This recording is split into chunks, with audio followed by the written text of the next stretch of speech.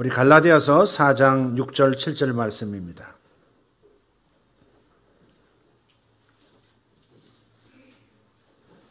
같이 읽겠습니다. 너희가 아들이므로 하나님이 그 아들의 영을 우리 마음 가운데 보내사 아빠 아버지라 부르게 하셨느니라.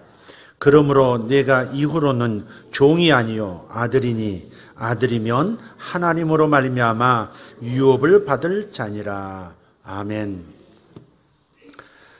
여기서 유업을 받을 자라 했는데 오늘 설교의 제목이 유산을 취하라. 이 유산과 유업은 같은 뜻입니다. 우리에게는 위임된 유산이 있습니다. 유산이 있어요. 우리에게 주시고자 하는 유산은 땅의 사람들이 주는 유산과는 현저하게 아니 상상할 수 없을 만큼 큰 차이가 있습니다.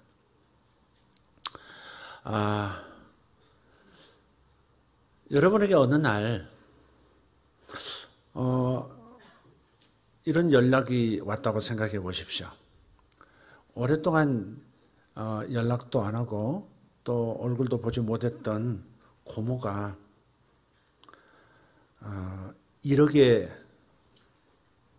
유산을 내게 증여하고 그 돈으로 어디 저 시골에 좋은 지역에 땅을 하나, 집을 하나 사줬다고 하는 소식을 들었다고 생각해 보십시오. 어디서 많이 듣는 얘기 같지 않습니까? 1억을 받는 것도 적은 유산이 아니죠. 10억도 얼마나 큰 겁니까? 그런 일을 경험하는 사람이 이 땅에서 과연 몇 사람이나 있겠습니까? 그러나 그런 수준의 유산을 우리가 받기로 되어 있는 사람들이 아닙니다. 우리는 하나님 나라를 유업으로, 유산으로 받기로 되어 있습니다. 아니 이미 우리에게 위임되어 있습니다. 우리가 찾았어야 하는 건데 그 하나님 나라라고 하는 것은 하나님이 창조하시고 하나님께서 통치하시는 모든 영역을 하나님 나라라고 하는 겁니다. 모든 영역, 모든 권능, 모든 특권들, 이 우주와 보이지 않는 천국의 세계, 천당의 세계까지, 심지어 저 영계에서 활동하고 지금도 이 땅에서 보이지 않게 활동하는 천사들까지 모든 것이 우리에게 유업으로 넘겨진 것입니다. 예수님을 통해서 우리에게 물려진 이 유산을 어떻게 우리가 취하고 사용하고 누릴 것인가, 이거에 대해서 우리가 눈을 떠야 하겠습니다. 우리는 닭과 독수리의 차이를 압니다. 닭은 하늘을 쳐다보지 않습니다. 위기 때 위에서 먹이를 낚아채려 내려오는 그런 날짐승, 맹금류의 그림자가 있을 때만 하늘을 쳐다보지 그 외에는 쳐다보지 않습니다. 항상 땅을 쳐다보고 항상 땅에서 모이를 쫭니다. 그러나 독수리는 저 창공을 나르면서 모든 것을 내려다보고 모든 것을 바라보고 그보다 높은 시야를 가진 동물이 없습니다. 우리가 닭처럼 살아서는 안 되겠습니다. 독수리 같은 시야를 가지고 독수리의 그 물려진 유업을 그가 누리듯이 우리도 보이지 않는 영역까지 보이는 영역을 포함해서 모든 것들을 우리에게 넘겨주신 하나님의 그 능력과 사랑과 배려하심을 우리가 깨달아야 할 줄 믿습니다. 자, 이 하나님 나라를 유업으로, 유산으로 받을 수 있는 조건이 있습니다. 조건은 딱 한 가지입니다. 그러나 그 딱 한 가지라고 말씀하기 전에 먼저 모델이 되신 예수님을 통해서 유산을 어떻게 받는 건지 그 절차를 한번 보도록 하겠습니다. 지난주에 휘오스라는 단어를 여러분에게 말씀을 드렸습니다. 아들됨이라는 휘오스, 아들이라는 단어. 이 단어는 성별을 뜻하지 않습니다. 남자만을 뜻하는 게 아니라 남녀 상관없습니다. 하나님의 하나님과 관계를 맺은 영혼, 하나님의 패밀리가 된 영혼은 남자가 됐든 여자가 됐든 성경은 아들이라는 용어를 써요. 휘오스, 원래 아들이 아닙니다. 남자, 여자를 다 포함한 단어가 휘오스예요. 하나님과 관계 맺은 하나님의 가족이 된 아들됨, 자녀됨, 그게 휘오스인데 휘오스와 관련해서 살펴보면 예수님을 향해서 하나님의 아들이라고 표현했는데 예수님을 향해서는 이 휘오스라는 단어밖에 쓰진 않아요. 아들이라는 단어, 자녀라는 단어가 다른 단어가 있습니다. 헬라어에 있는데 예수님에게는 이 오직 휘오스라고 하는 이 헬라어 단어를 사용하고 있어요. 그런데 이 특별한 단어는 그 의미에 있어서 세 가지 차원을 지니고 있어요. 의미가 세 가지입니다. 첫째로 휘오스는 완전히 성장한 성인의 성숙한 개념을 지니고 있어요. 다 잘 자랐다. 그냥 키만 자라는 것이 아니라 성숙해졌다, 완전해졌다 할 때 인간으로서의 절정, 꽃을 피우고 열매를 맺는 그 절정의 상태, 그걸 휘오스라고 합니다. 두 번째는 아버지를 닮았다 하는 뜻에서 휘오스의 의미가 있습니다. 아버지를 닮았어요. 완전히 성장하고 성숙해진 사람인데 그러나 이 모습이 아버지를 닮았다 하는 겁니다. 세 번째 의미는 하나님께로부터 그 아버지로부터 위임된 유산을 받는다라는 개념을 가지고 있어요. 휘오스, 아들이라고 말할 때 sonship, 아들됨이라고 할 때 그때는 유산을 받을 완벽한 조건을 갖췄음 이런 뜻이에요. 어린 자식에게 유산을 그냥 다 통째로 넘겨주는 부모는 없습니다. 그가 완전히 관리하고 능숙하게 사용하고 누릴 수 있는 성숙함에 이르렀을 때 유산을 상속하고 실제적으로 사용할 수 있는 권한을 주죠. 아들에게 물려주기로 되어 있지만 그럼에도 불구하고 사용할 수 있는 그 시점은 다른 시점이다 이 말이죠. 자, 그래서 이 성경 문화에서 보면 유산을 받기 위해서 아버지가 죽을 때까지 기다리지 않습니다. 여러분 돌아온 탕자 이야기 아시죠? 거기 보면 둘째 아들이 아버지가 돌아가시기도 전에 제 몫을 주소서 그러죠. 그래도 아버지는 또 줘요. 그걸 가지고 나가서 방탕하게 다 잃어버리고 돌아왔죠. 보통 우리는 그렇게 생각해요. 유산하면 아버지, 어머니가 돌아가신 다음 내가 차지하고 사용할 수 있는 자원 이렇게 생각을 하는데 성경은 그렇지 않단 말이에요. 성경은 아버지, 어머니 살아 계실 때도 유산 받을 수 있습니다. 자, 이스라엘에서 이 성경에서 유산을 받으려면 조건이 있는데 30년간 아버지를 온전히 섬겨야 합니다. 모든 재산권을 가진 아버지를 온전히 섬겼다라고 하는 확증이 있어야 합니다. 그래서 30번째 생일날 아버지가 그 아들의 순종을 기뻐했다고 선언하면 그는 법적으로 유산을 받을 권리를 그때부터 부여받는 겁니다. 자, 그래서 그 30살이 되면 아버지에게 갑니다. 거기 주변엔 친지들, 또 유력한 동네의 어른들이 다 모여 있습니다. 그리고 아버지에게 말합니다. 아버지, 제가 30년 동안 아버지를 순종함으로 아버지의 뜻을 받들어 섬겼습니다. 제가 이제 저의 유산을 받을 수 있을까요? 이렇게 말하는 것입니다.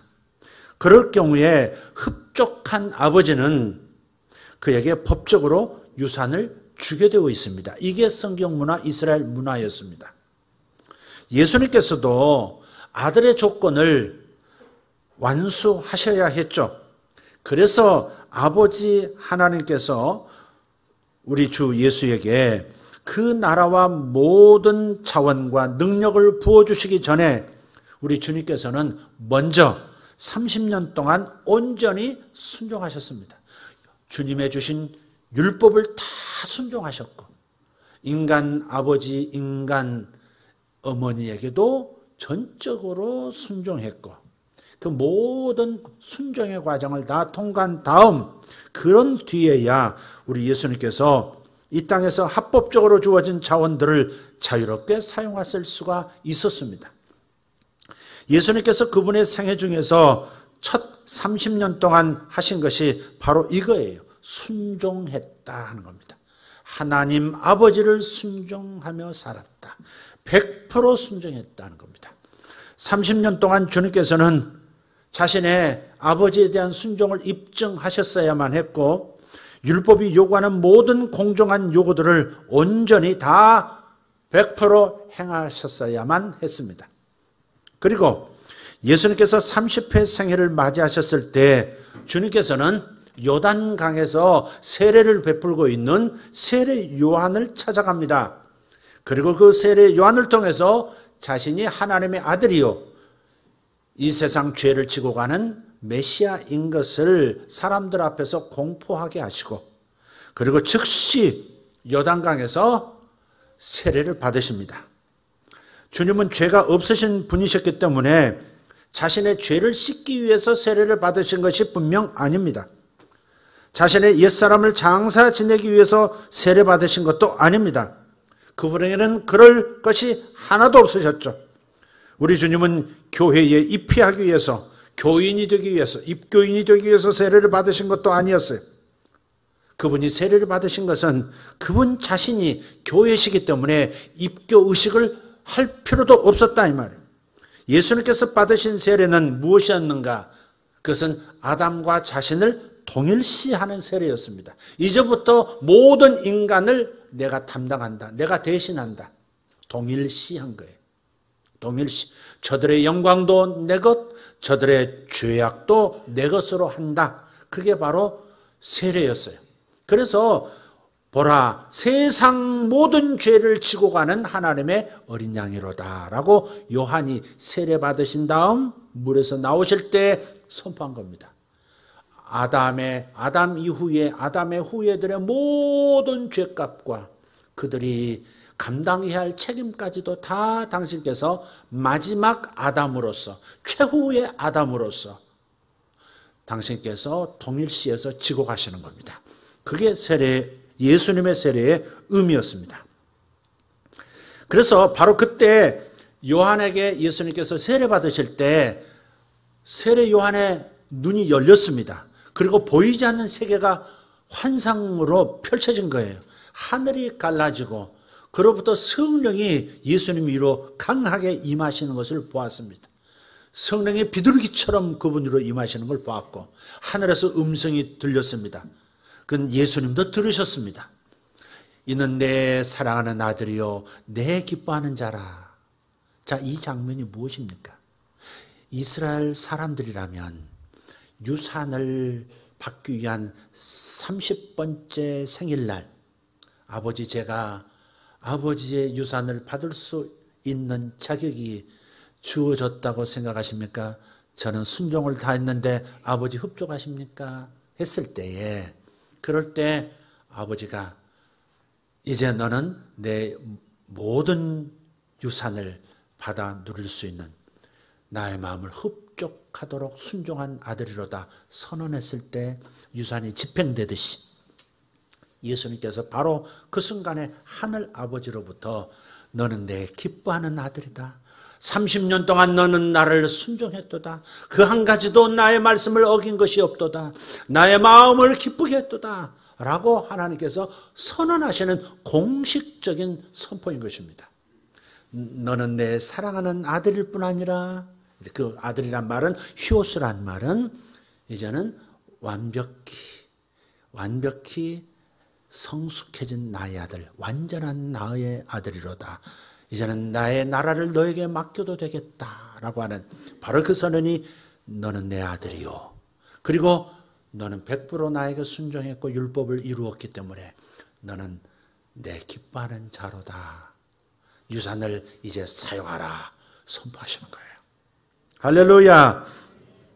바로 그것입니다. 네. 자, 그러나 이제 유산을 하나님께서 주신 하나님 나라의 자원에 접근할 수 있는 그 이 암호를 주님께서 받으셨지만, 그 열쇠를 받으셨지만 한 가지가 남아 있었어요. 한 가지 테스트가 남아 있었어요. 그게 바로 마태복음 4장, 누가복음 4장에 나오는 이야기입니다. 우리 주님의 30회 생일이 돌아와서 예수님께서 세례받고 하나님의 아들로 선포되고 하나님 나라를 이제 위임받고 난 다음에 곧바로 큰 믿음의 전투가 벌어집니다. 마귀가 내 거야 하면서 이 땅에 속한 것들, 사람을 포함해서 사람의 소유로 주어진 모든 생명들과 살아가는 환경과 시스템 전체를 아담에게 맡겨두셨었는데 아담이 사탄에게 뺏겼었잖아요. 사탄이 오랫동안 장악하고 있었던 거예요. 에덴 이후로 예수님 때까지 내 거야, 내 것으로 알고 사용하고 있었는데, 그리고 인간의 영혼들조차도 자기 소유로 알고 속이고, 그래서 멸망시키고 도적질하고, 그래서 결국 지옥 가게 만들고 그렇게 해왔는데, 그 내 건데 이제는 하나님의 아들이라는 하늘의 선포를 받은 실제 아들이 나타났으니 넘겨줘야 되지만 넘겨주기가 싫은 겁니다. 연합군이 일본 천황의 항복을 받아냈고 조선반도는 이제 독립 광복을 이루었지만, 그러나 장악하고 있었던 일본인들이 포로 수용소 소장이 놔주고 싶어하지 않듯이 그렇게 한다 이 말이에요. 그래서 저항합니다. 악한 흑암의 세력, 마귀의 세력이 저항합니다. 그래서 예수님께서 이 머리부터 제압하시려고 광야로 나가셔서 40일간 금식하십니다. 금식 자체에 능력이 있어서 금식하신 게 아닙니다. 인간으로서 최악의 상태로 당신을 만드시고 최악의 상태에서도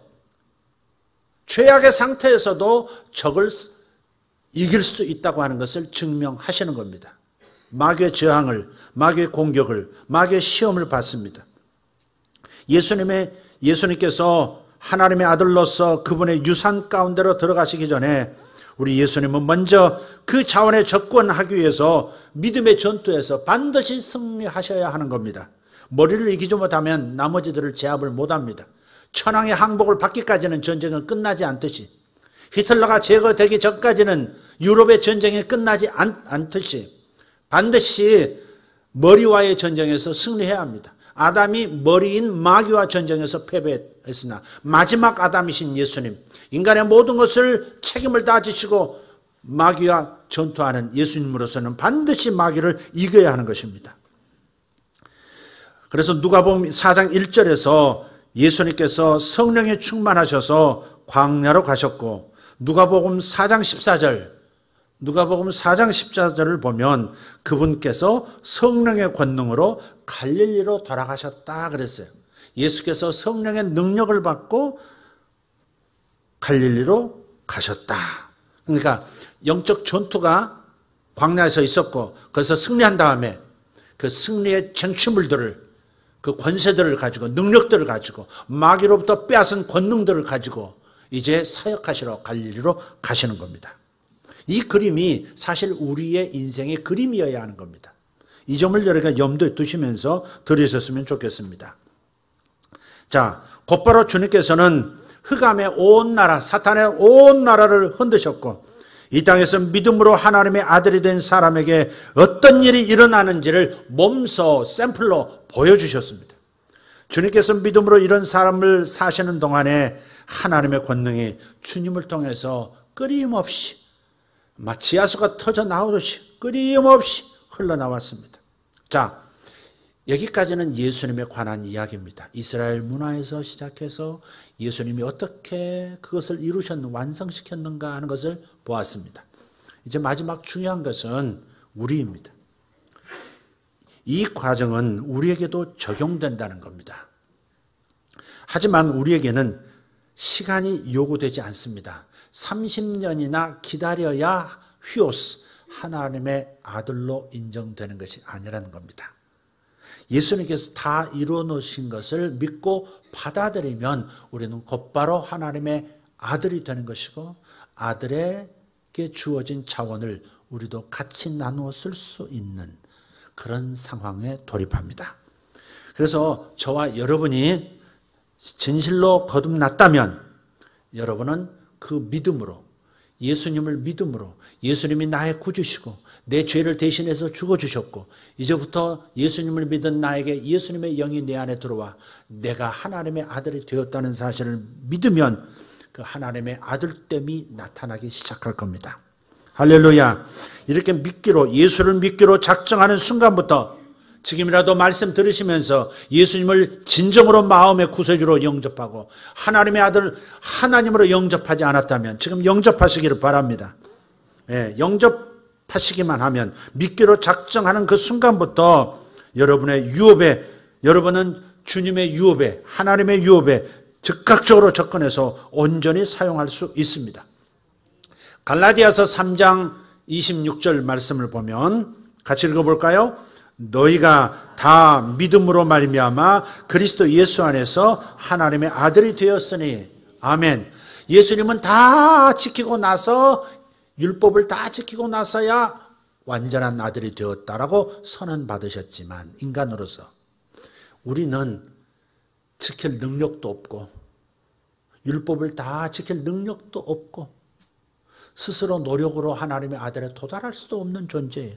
그래서 오직 예수님이 이루어 놓으신 일을 나도 동의하고 예수께서 나의 구주이신 것을 받아들이고 영접하면, 그러면 우리가 하나님의 아들이 되는 방식, 믿음으로 구원받고 믿음으로 자녀되고 믿음으로 하나님 아들 되는 이 방식을 예수께서 만들어 주신 거예요.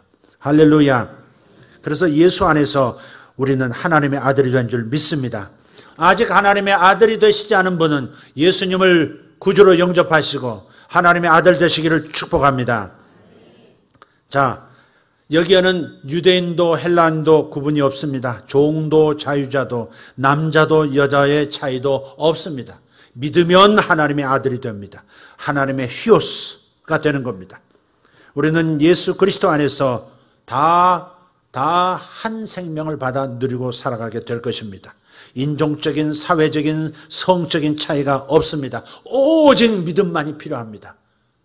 솔라 피데, 오직 믿음으로 구원받는 겁니다. 성경이 우리에게 주시는 얼마나 큰 축복인지 모릅니다. 자, 그러나 아까 말씀드렸듯이 예수님께서 순종하셨듯이, 그리고 마귀의 시험, 마귀의 반대를 한번 받으시고 통과하셨어야 하셨듯이 우리도 하나님의 아들에게 주신, 유임하신 그 자원을 실제로 끌어다가 쓰시려면, 하늘의 자원을 현실로 끌어다 쓰시려면, 그러려면 우리도 영적 전투에서 승리해야 된다는 거예요. 우리도 반대하는 악령의 역사들이 있습니다. 누구를 전도하려고 해도 이 영혼은 내 거야 하는 마귀의 반대에 부딪힙니다. 여러분 가족을 구원시키려고 하면 얼마나 어렵습니까? 오랜 시간 눈물을 흘리면서 기도하고 하나님께 부르짖어서 돌아오는 영혼, 평생 동안 돌아오지 않는 영혼도 있습니다. 왜 그렇습니까? 이 영혼은 내 거야 하는 사탄의 그 저항 때문에 그렇습니다. 병이 들고 귀신 들리고 삶이 무너지고 하는 일이 왜 생깁니까? 하나님의 아들들이 유업에 접근하지 못하도록, 하나님의 성품, 하나님의 능력, 하나님의 수많은 자원들 거기에 접근해서 누리지 못하도록 내 거야 하는 사탄의 저항이 있다는 사실을 기억하시고, 여러분도 여러분에게 맡겨진 십자가의 길을 가셔야 하는 겁니다. 그 재앙을 이겨내셔야 하는 거예요. 그래서 그 승리를 통해서 능력들을 하나씩 쟁취해 오는 방식입니다.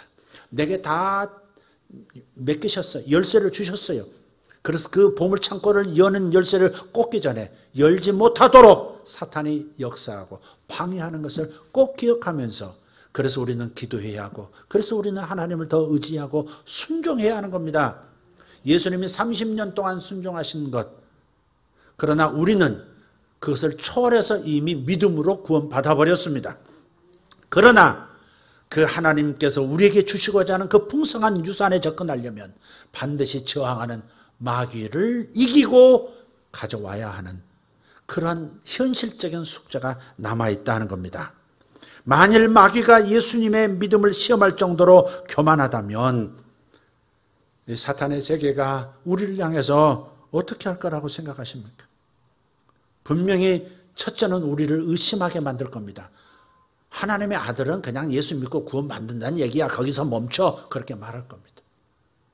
네가 하늘과 땅을 움직이는 권세가 너에게 위임됐다고 웃기는 소리 하지 마. 너는 그냥 인간이야. 너는 방금 죄에서 막 나온 어린애 같은 존재야. 그러니 큰 꿈 꾸지 마. 큰 능력 얻으려고 하지 마. 큰 은사 받는다고 생각도 하지 마.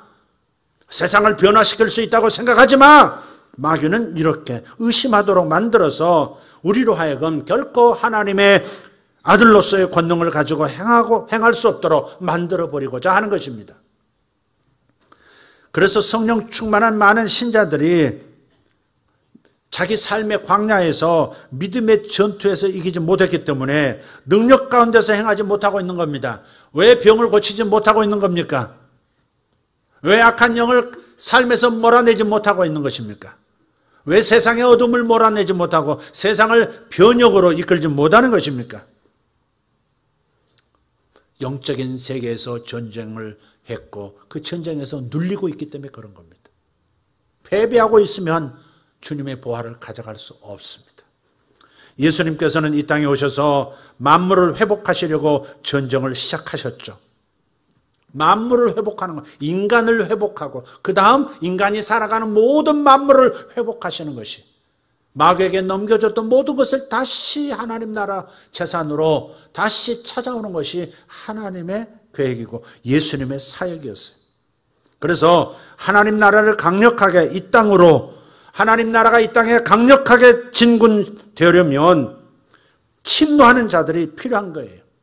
사탄의 저항을 뚫고 하나님 주신 보화, 내 땅, 내 영혼, 내 사람들, 내 자원들을 다시 끌어와야 하는 겁니다. 그러니 여러분 기도에도 여러분 기도가 응답되지 않고 지체되는 것은 저항이 있다는 것을 여러분이 보셔야 하는 것이죠. 저항이 있습니다. 내 거야. 계속 내 거라고 주장하고 우리를 속이는. 연합군 포로 수용소의 일본군 소장, 그 수용소 소장이 천황이 항복했다는 사실, 즉 자신도 패배했다는 사실을 알지만 그러나 수용소에 있는 연합군들이, 포로들이 그 사실을 모르고 있으면 장악할 수 있는 겁니다. 그러나 누군가가 트랜지스터 라디오를 통해서 소식을 들었어요. 와, 천황이 항복했다. 연합군이 승리했다. 외치는 순간 그 포로 수용소의 소장부터 모든 일본군은 무장 해제를 했어야 하는 거죠. 그 전까지는 속이는 소장도 있었습니다. 실제 일본군의 전선이 굉장히 동아시아에서 남아시아에서 여러 영역이기 때문에 그렇게 패배했음에도 불구하고 패배했다는 사실을 감추고 여전히 장악하고 있었던 포로 수용소 군들이 있었습니다. 우리도 지금도 마찬가지. 그래서 속으면 안 되는 거예요. 단지 예수만 믿고 겨우 구원받는 것, 그래서 천당 가는 것이 우리의 목표, 이렇게 되어서는 크리스찬의 진정한 능력 있는 삶을 살지 못하는 겁니다. 저와 여러분에는 엄청난 유산이 물려져 있습니다. 엄청난 하늘과 땅의 모든 유산들이 우리에게 물려져 있습니다. 우리가 기도할 때 천사들이 동원이 되는 것입니다. 할렐루야. 구약의 성도인 다니엘도 기도했는데 천사가 동원되듯이 신약의 성도는 더 영광스러운 존재들인데 하나님께서 친히 들어와서 하시는 거룩한 존재인데 천사들이 복종하지 않겠습니까? 여러분, 우리는 큰 유업을 받은 사람들인 것을 믿으시기를 바랍니다. 자, 이 전쟁에서 승리하려면 여러분 꼭 조건을 갖춰야 돼요. 영적 전쟁을 통해서 유업을 차지하는 건데 반드시 전쟁에서 승리하는 우리 내면의 열쇠가 있다면 그것은 순종입니다.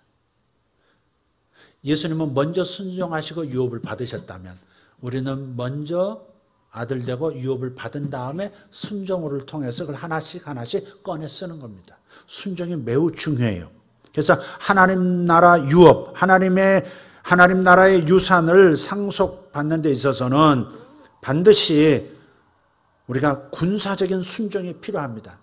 군사적 순종이라고 말씀드렸습니다. 여러분 좀 딱딱하신가요 지금? 여러분 안에 믿음이 일어나기를 바랍니다. 여러분이 어떤 존재인가를 알아야 물질도 다스릴 수 있습니다. 아멘. 물질도 들어오게 하는 방법, 권세로 하는 것입니다. 사업도 영력으로 하는 거예요. 영적 권세로 하는 겁니다. 머리는 있는데 영적 권세가 없으면 그냥 생각만 하고 노력만 하다가 끝나버립니다. 그러니까 영력이 있어야 합니다. 그 영력을 얻는 비결이 바로 순종에 있다는 것입니다. 군사적 순종입니다. 사도행전 1장 2절을 보면, 사도행전 1장 2절의 말씀을 보면 그의 택하신 사도들에게 성령으로 명하시고 승천하신 날까지의 일을 기록하였노라 그랬어요. 자, 잘 보세요. 사도들에게, 당신의 제자들, 12사도들에게 뭘 말씀하세요? 성령으로 명령하셨다는 거예요. 명령하셨다. 주님은 사도들에게 제안하지 않으셨어요. 제자들에게 제안하지 않습니다. 해볼래? 하면 좋을 텐데 하시지 않습니다. 명령하십니다. 헬라어로 이 명령이라는 단어는요, 군대 용어입니다. 실제 군대 용어입니다. 그래서 이 단어를 보면 성경에서는요, 예수님께서 제자들에게 수백 번 사용하세요. 수백 번 명령하세요. 또 성경은 동일하게 이 군대 용어를 사용해서 예수님께서 아버지 하나님의 명령에 순종하셨다고 자주 말해요. 예수님도 하나님 아버지의 말씀을 명령으로 들었어요.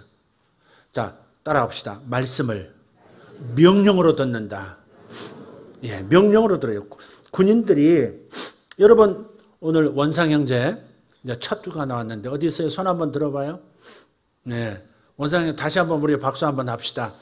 네, 군대에서 수고하는데 감사합니다. 아이고, 박수.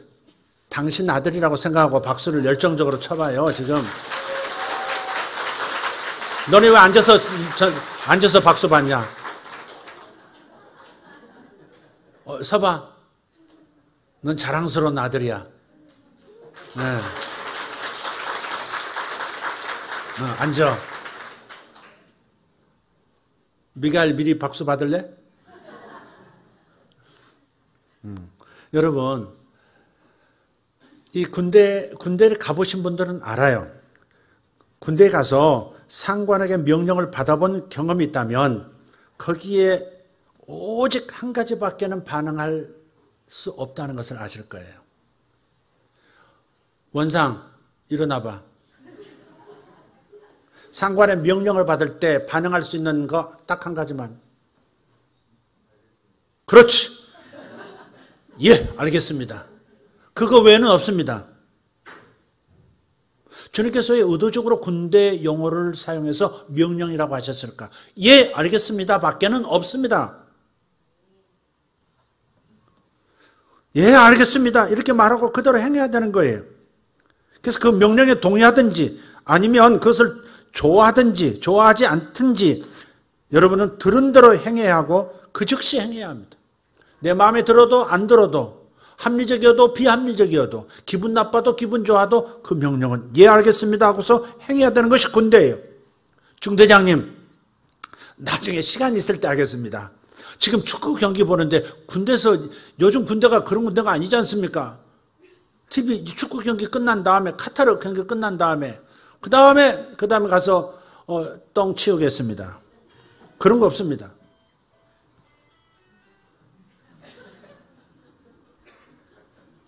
여러분이 아멘이 적으면 핸드폰이 이렇게 아멘 하는 것입니다. 예. 군대에서는 상관에게 이런 말을 절대 하지 않습니다. 중대장님, 지금 말씀하시는 것이 확실합니까? 제가 보기에는 그지 좋은 생각이 아닌 것 같은데요. 그런 거 없습니다. 저는 이에 대해서 정말 동의하지 않습니다. 그래서 이에 대해서 저는 다시 한번 생각해보고 제 마음에 설득이 되면 그 다음에 그대로 하겠습니다. 그런 거 없습니다. 하나님 나라에서 우리가 이해하고 갖고 나가야 할 태도가 한 가지 있다면 마침 바로 이 군대처럼 예, 알겠습니다, 이런 태도인 거예요. 우리 성도가 되었으면, 구원받은 하나님의 아들, 성숙한 아들들이 되었으면, 하나님의 뜻이라면, 하나님의 말씀이라면 예, 알겠습니다 외에는 없는 사람이 되어야 완전한 아들, 성숙한 아들 차원에 풍성하게 모든 차원을 쓸 수 있는 사람으로 성장하게 되는 것입니다. 예수님께서는 수백 가지 명령을 제자들에게 명하셨고 특히 사도들에게 그러셨어요. 제가 생각해 보건대 12사도를 뽑으신 이유는 그들이 주님께서 말씀하신 모든 것에 대해서 예, 알겠습니다 라고 즉시 대답하는 법을 배우고 또 다른 사람들도 그렇게 가르치고 훈련시키게 하기 위해서 하셨다, 그런 생각을 해요. 이 사도의 자격은 그들의 능력이 아니라 그들의 순종이었습니다. 따라합시다. 자격은, 아들의 자격은 능력이 아니라 순종이다. 무슨 능력이 있어야 아들 되는 게 아니고 순종이 있으면 아들로서 권한을 사용할 수 있는 거예요. 주님께서 그들에게 성령을 통해서 명령하셨고 그 제자들은 자신들에게 주신 모든 명령에 순종하는 법을 배웠던 겁니다. 그 순종이 중요한 거예요. 장교 임관 조건이 뭘까? 일반 사병들도 예, 알겠습니다예요. 그럼 장교는 조금 더 여유가 있을까? 장교가 장교로서 임관할 수 있는 조건, 최종 합격점, 그 티핑 포인트가 뭘까? 여러분이 복종한다는 사실, 그 자신이 복종한다는 사실이 입증되고 또 내가 권세 아래 있는 사람임을 사람들이 확인했을 때 그때 나는 장교로서 임관이 되는 겁니다. 아, 이 사람은 절대 복종이 완전히 몸에 밴 사람이구나 할 때 장교가 되는 겁니다. 그리고 그 장교는 그때부터 다른 사람들에게 명령을 내릴 수가 있게 됩니다. 오직 권세 아래에 있으면서 모든 권세에 복종할 수 있는 사람이 다른 사람에게 명령할 수 있는 권한이 주어지는 거예요. 그래서 그날 이후로 그 사람은 신병을 맡게 되고 그들에게 기본 훈련을 시키면서 그들을 인도하고 심지어는 전쟁에 투입도 시키는 명령을 할 수 있는 겁니다. 그것은 말하는 목소리의 크기 때문이 아니라 그들이 명령에 순종하는 것은, 복종하는 것은 목소리의 크기 때문이 아니라 바로 내가 가지고 있는 권세 때문에 즉각 나에게 순종하는 거예요. 이것이 바로 원리입니다. 내 자신이 왕의 권세 아래 있지 않으면 내가 하는 말에는 권세가 없는 거예요. 내가 그분의 권세 아래에 있기 때문에 내가 무엇을 말하든지 그 말에는 하나님의 권세가 담겨 있는 거예요. 그래서 예수님께서 아버지 하나님의 명령에 복종하셨기 때문에 그 권세를 통해서 무화과 나무에게, 열매 맺지 못하는 무화과 나무에게 너는 더 이상 살 가치가 없다 명령했을 때 무화과 나무가 뿌리서부터 잎사귀까지 다 말라 죽어버린 거예요. 심지어는 흉흉이 일어나는 바다의 파도와 폭풍우도 순식간에 잠잠하게 만들어버리는 입술의 권세가 나타나는 거예요. 자연이 복종하고 사람이 복종하고 천사들이 복종하는 그 권세는 어디서 오는 것인가? 예수님 자체 안에 능력으로 그러는 것인가? 아니다. 바로 하나님 아버지의 명령을 온전히 순종한 데서 나오는 권세다. 그래서 권세 아래에 있는 법을 배우셔야 합니다. 직장에서 직장생활 하시는 분들 아시죠?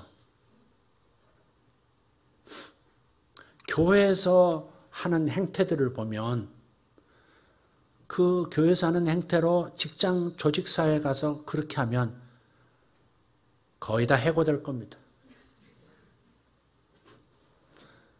집사님 이거 좀 해보시죠. 제가 지금 집을 보러 가야 하기 때문에.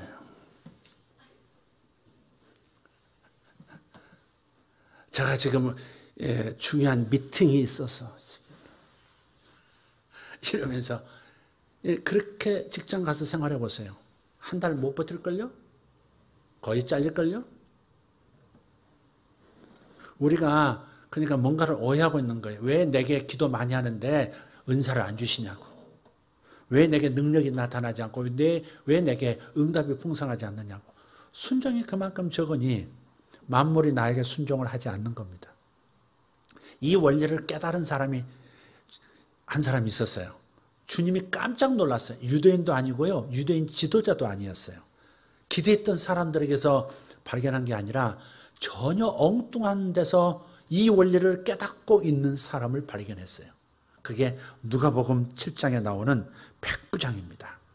로마가 이스라엘을 지배하고 있을 때, 식민지 삼고 있을 때 로마에서 파견 나온 100명의 수하를 둔 장교, 로마 장교, 그게 백부장입니다. 백부장은 군대 입대해서 20년이 지나야 백부장 된다고 할 만큼 백부장 되기가 어려운 고위직입니다, 사실. 근데 이 백부장이 주님을 깜짝 놀라게 한 거예요. 예수님 안에 있는 하나님 나라의 능력과 권세를 최초로 이해한 사람, 종교적인 유대인이 아니었고 이스라엘 사람이 아니었어요. 군사훈련을 받은 로마의 백부장, 이방인이었고 하나님 말씀도 몰랐었던 그 사람이 이것을 이해하고 있는 거예요. 근데 이 백부장에게 하인이 하나가 있었어요. 병든 하인인데요. 이 백부장이 사랑이 많았던 모양이에요. 아마 집안 재산을 잘 관리하고 아마 중요한 인물이었을 수도 있습니다. 그러나 종이었어요. 노예였어요. 노예인데 병들어서 안타까워서 예수님에 대한 소식을 듣고 예수님께 사람을 보냈어요. 주님, 사람 보냈는데 본인이 갔어요. 본인이 가서 내 하인이 병들었나이다. 고쳐주십시오. 그랬더니 주님께서 뭐라 그러시냐면 누가복음 7장 6절 7절 보시면 주님께서 내가 가서 고쳐주리라. 내가 가서 너의 하인을 고쳐주리라 했더니 6절 7절에 어떻게 고백하냐. 8절 9절 한번 잠깐요. 조금 더 설명하겠습니다. 그랬더니 이 백부장이 하는 말이 있습니다. 6절 7절입니다. 8절 9절이 아닙니다. 누가복음 7장 6절 7절에 보면 주님 저의 집까지 오실 필요는 없습니다. 그저 말씀만 해 주십시오. 그러면 제 하인이 나을 겁니다. 그런 거예요. 보통은 주님이 오신다고 오셔서 안수해서 고쳐주십시오. 가까이 오셔서 병자를 고치실 수 있다고 믿지 멀리 있는데 떨어져 있는데 하루길 이틀길인데 어떻게 낫는다고 할 수 있겠어요. 멀리서 기도하는데. 그러나 이 백부장은 오실 필요 없습니다. 그냥 말씀만 하시면 될 줄 믿습니다. 그런 거예요. 그래서 주님이 깜짝 놀라셨어요. 너 어떻게 해서 이런 믿음을 가졌니? 어떻게 이런 말을 하니? 그랬더니 고백하는 것이 그거예요. 8절 9절입니다. 나도 남의 수하에 든 사람이요. 그냥 권세 아래에 있는 사람이다 이 말이죠. 백부장 위에 누가 있을까? 천부장이 있겠죠. 천부장 위에? 어쨌든 쭉쭉 올라가면 로마의 황제가 있겠죠. 그죠? 권세 아래에 있는 사람이요. 그 다음 내 아래에도 병사가 있으니 100명의 병사가 있으니 이 사람들로 가라 하면 가고 오라 하면 오고 내 정도로 이것을 하라 하면 하나이다 그랬어요. 그러니까 권세 아래에 있기 때문에 나는 모든 권세에 복종하는 사람입니다. 따라서 내가 윗사람에게 복종하기 때문에 내가 위에 있는 권세 아래에 있기 때문에 그래서 나도 아랫사람에게 그의 힘을 빌어서 로마 황제 시저의 힘을 빌어서 나는 그에게 명령할 수 있습니다. 그럼 그는 복종해야 합니다. 이걸 알고 있었다. 그러니까 예수님 오실 필요 없습니다. 당신은 이 땅의 시저보다 더 크신 이 땅의 큐리오스, 이 땅의 주, 로마의 주보다 더 큰 하늘과 땅의 주이신 바로 하나님의 아들이신 줄 나는 믿습니다. 그러니 당신께서 여기서 나으라고 말씀하시면 내 하인이, 내 종이 지금 그곳에서 나올 줄 믿습니다. 할렐루야. 그렇게 말하고 있는 거예요. 이 명령, 권세 아래에 있는 것, 순종의 권능을 이해하고 있다 이 말이죠. 주님께서 이만한 믿음을 내가 이스라엘에서 본 적이 없다가 너무너무 기뻐하시면서 제자들 받아 적어. 그래서 제자들이 그때부터 수첩 가지고 다니면서 김정은 옆에서 다 적듯이 적었다는 전설이 있는 것입니다. 받아 적어. 예일임 성경에 반드시 넣어. 백부장. 그렇게 한 거예요. 내가 이스라엘 사람들 중에서 만나고자 했던 믿음이 이런 믿음이고 이런 깨달음이었는데 그런데 이방인 가운데서 내가 발견하다니 정신 차려라 이놈들아. 지금 그렇게 너희 12사도들 가운데서 이만한 믿음 내가 보지 못했다. 지금 그렇게 말씀하시는 권세 아래에 있는 자라야 권세를 사용할 수 있습니다. 병이 떠나라고 말하고 사살이 돋으라고 말하고 다리가 길어지라고 말하고 눈이 회복되라고 말하고 이렇게 말할 수 있는 것은 권세 아래 있을 때 권세의 능력을 이해하는 사람, 이런 사람만이 믿음을 가지고 명령할 수 있고 그 일은 이루어지는 것입니다. 할렐루야. 아멘. 자, 오늘 이 말씀에서 우리가 꼭 기억해야 할 것, 우리를 위해서 예비한 유산이 무엇인지 이번 한 주간 동안 많이 생각해 보셨으면 좋겠습니다. 제가 저 호주나 뉴질랜드나 가보면 얼마나 그 땅 사람들이 받은 유산이 많은지 모르겠어요. 엄청난 지하자원, 그 지하자원으로 먹고 사는 나라들도 있어요. 자원이 없어가지고 수출하고 수입하고 몸부림하면서 아이디어를 짜가지고 그걸로 먹고 사는 국가가 있는가 하면 그냥 앉아서 그냥 땅만 파가지고 먹고 사는 동네도 있더라고요. 그곳 가면 지천에 널린 수많은 희귀한 생명체들이 많습니다. 호주 아시죠? 거기 가면 얼마나 생명들이, 다양한 생명군들이 있는지 몰라요. 하늘은 왜 그렇게 맑은지, 자연은 왜 이렇게 깨끗한지, 바다는 왜 그런지 너무너무 넘쳐나는 거예요. 그렇다고 해서 우리나라가 부족한 나라다, 제가 이 말씀 드리는 게 아니에요. 하나님 나라의 풍성함을 얘기하는 거예요. 보이는 세계도 이렇게 풍성한데 보이지 않는 세계의 풍성함이 얼마나 크겠습니까? 100년 사는 동안에 이 살아가는 세상이, 우리의 보금자리가 이렇게 풍성하고 넘쳐나는 생명들로 가득한데 영원히 사는, 영혼의 생명이 사는 영계 안에는 얼마나 더 풍성한 하나님 나라 자원이 있을까요? 그러니 예배 시간에 우리 잠깐 하나님 우리와 함께 계시는 표적을 보여주십시오 라고 잠깐 기도하고 살폈을 때 우리 성도들 가운데도 지금 한 20여 명 넘는 분들이 치아가 금으로 변하고 생리빨도 금으로 변하는 사례도 있고, 하나님께서 무엇이든지 가능한 세계를 우리에게 열어주셨어요. 그것이 필요하다면, 하나님의 영광을 위해서, 나의 유익을 위해서, 우리 모두의 기쁨을 위해서 필요하다면 무엇이든지 가능한 세계를 우리에게 위임하셨어요. 그게 하나님 나라예요.